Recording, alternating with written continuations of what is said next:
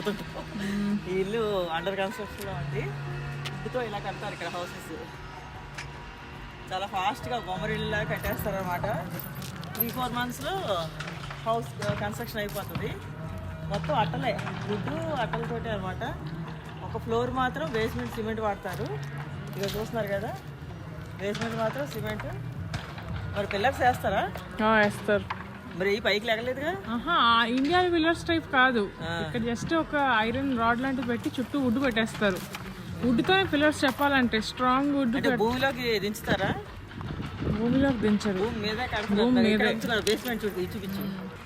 ఇక్కడ ఫౌండేషన్ లో ఉంది కదా, అది ఊరికే పైన ల్యాండ్ మీద కట్టారా?